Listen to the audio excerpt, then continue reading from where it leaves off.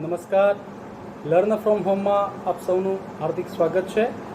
મારા અગાઉના વિડીયોઝની અંદર આપ સૌએ ઇંગ્લિશ ગ્રામર ટોપિક્સ વિશે અભ્યાસ કર્યો છે, જેમાં સિંગ્યુલર, પ્લુરલ, એકવચન, બહુવચન, પ્રેપોઝિશન્સ, નામયોગી અવયવો, વર્બ ટુ હેવ એટલે કે ટુ હેવના ક્રિયાપદો, નાઉન્સ એટલે કે નામ અથવા તો સંજ્ઞાઓ.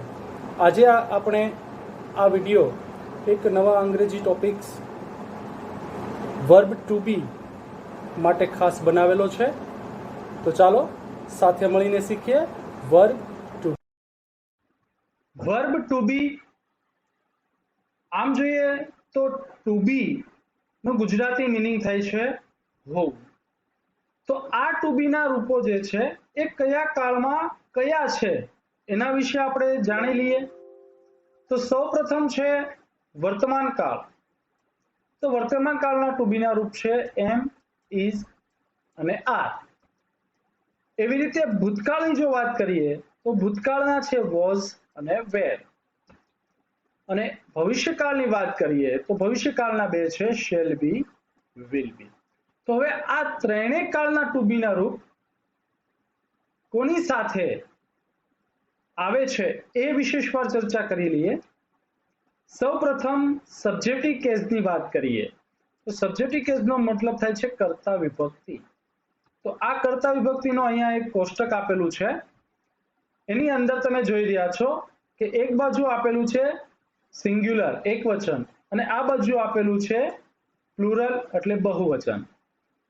જે લાલ અક્ષરમાં તમે જોઈ રહ્યા છો એ પ્રથમ પુરુષ છે.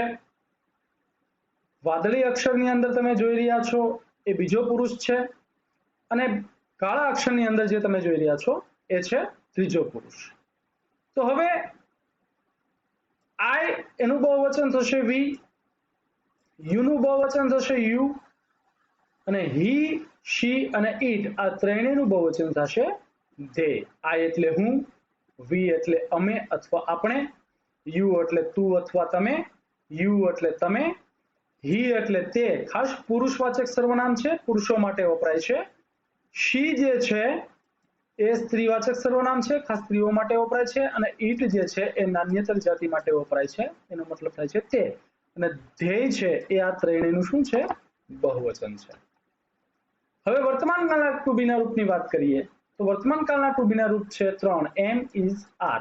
તો જાણી લઈએ કર્તા વિભક્તિની અંદર કોની સાથે વર્તમાન કાળમાં કયું ટુ બી નું રૂપ આવે.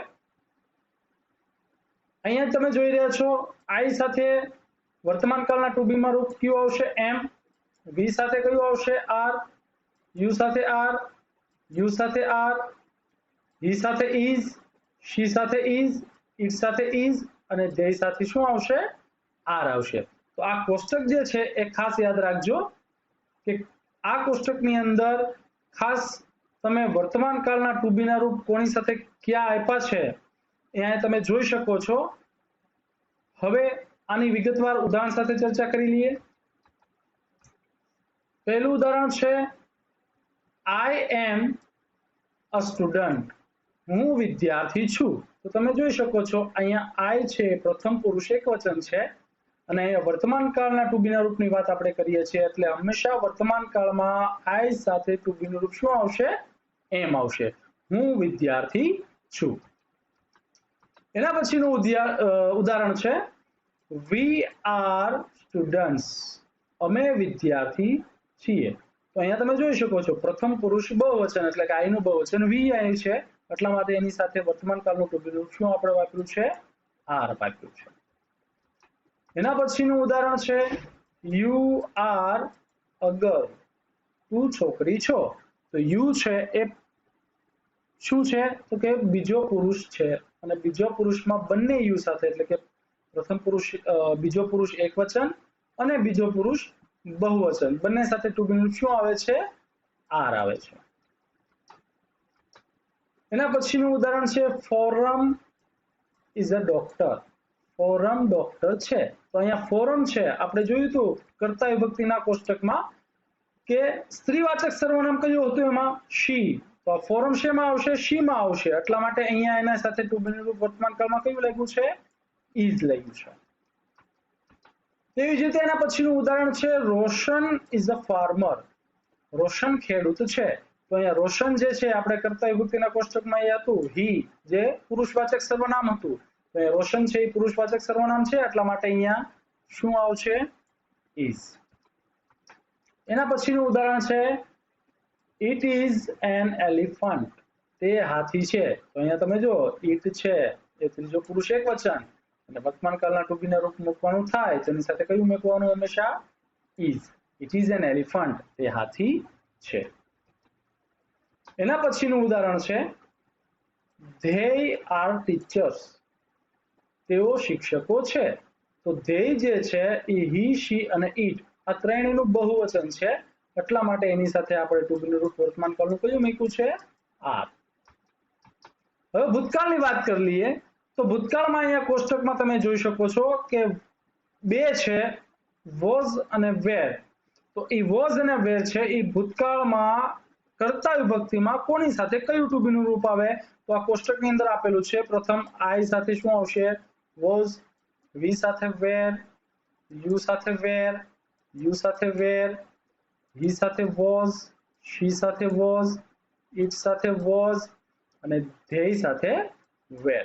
તો આ ખાસ યાદ રાખજો કોષ્ટકમાં કે ભૂતકાળના ટુ બી ના રૂપ બે છે વોઝ અને વેર, અને એ કર્તા વિભક્તિમાં કોની સાથે કયું ટુ બી નું રૂપ આવે? ઉદાહરણ સાથે ચર્ચા કરીએ. પેલું ઉદાહરણ છે I was too small. I was too small. હું ખૂબ નાનો હતો. તો અહીંયા તમે જોઈ શકો છો કે આઈ સાથે ભૂતકાળમાં ટુ બી નું રૂપ કયું આવશે? વોઝ. એના પછીનું ઉદાહરણ છે રાધા વોઝ ક્લેવર. રાધા હોશિયાર હતી. તો રાધા છે એ સ્ત્રીવાચક સર્વનામ શીમાં આવશે. તો એના સાથે ભૂતકાળમાં હંમેશા ટુ બી નું રૂપ કયું આવશે? વોઝ. એના પછીનું ઉદાહરણ છે they were in the bus. તેઓ બસમાં હતા. તો ધેય જે છે એ ત્રીજો પુરુષ બહુવચન છે અને એની સાથે ભૂતકાળમાં હંમેશા ટુ બી નું રૂપ કયું આવશે? વેર. એના પછીનું ઉદાહરણ છે વી વેર ઇન ધ ગાર્ડન. અમે બગીચામાં હતા. તો વી છે એ પ્રથમ પુરુષ બહુવચન છે, એટલા માટે યાદ રાખજો ભૂતકાળમાં હંમેશા પ્રથમ પુરુષ બહુવચન વી સાથે ટુ બી નું રૂપ કયું આવશે? ભૂતકાળમાં વેર. અમે બગીચામાં હતા. ભવિષ્યકાળના ટુ બી રૂપની વાત કરીએ તો એ બે છે શેલ બી અને વિલ બી. અને એ કોષ્ટકની અંદર તમે જોઈ શકો છો કે કોની સાથે કયું ટુ બી નું રૂપ વપરાય? તો કે આઈ સાથે શેલ બી આવે છે, વી સાથે શેલ બી આવે છે, યુ સાથે વિલ બી આવે છે, યુ સાથે વિલ બી આવે છે, હી સાથે વિલ બી, સી સાથે વિલ બી, ઇટ સાથે તમે જોઈ શકો છો વિલ બી, અને દે સાથે પણ શું આવે છે?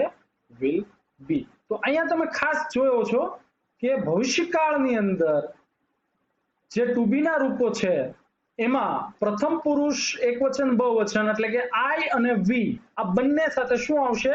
Shall be. બાકી બધે શું જોઈ શકો છો તમે? Will be. એટલે કે બાકી બધા સાથે શું આવશે? Will be. ઉદાહરણ સાથે ચર્ચા કરીએ.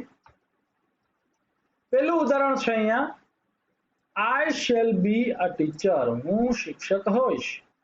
તો અહીંયા તમે જો પ્રથમ પુરુષ કયો છે? એકવચન. તો એની સાથે હંમેશા ભવિષ્યકાળમાં ટુ બી નું રૂપ કયું આવશે? Shall be. એના પછીનું ઉદાહરણ છે we shall be in the market. અમે બજારમાં હશું.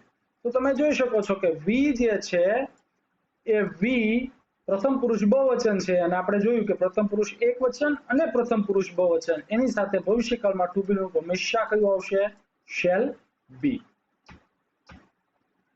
એના પછીનું ઉદાહરણ છે Prisha will be an engineer. Prisha engineer હશે. તો તમે જો પ્રિશા જે છે એ ત્રીજો પુરુષ એકવચન એટલે કે શીમાં આવે છે, એટલા માટે એની સાથે ટુ બી નું રૂપ હંમેશા કયું આવે છે? Will be. ખાસ યાદ રાખજો ભવિષ્યકાળની અંદર પ્રથમ પુરુષ એકવચન આઈ અને પ્રથમ પુરુષ બહુવચન વી એની સાથે જ શેલ બી આવે છે. બાકી બધા સાથે શું આવશે? Will be. તો આ હતા વર્બ ટુ બી, જેમાં વર્તમાન કાળ, ભૂતકાળ અને ભવિષ્યકાળના કયા કયા ટુ બીના ફોર્મ્સ છે એના વિશે આપણે ઉદાહરણ સહિત અભ્યાસ કર્યો છે. ઘરે પણ અભ્યાસ કરજો. ત્યાં સુધી સ્ટે હોમ, સ્ટે સેફ. નમસ્કાર.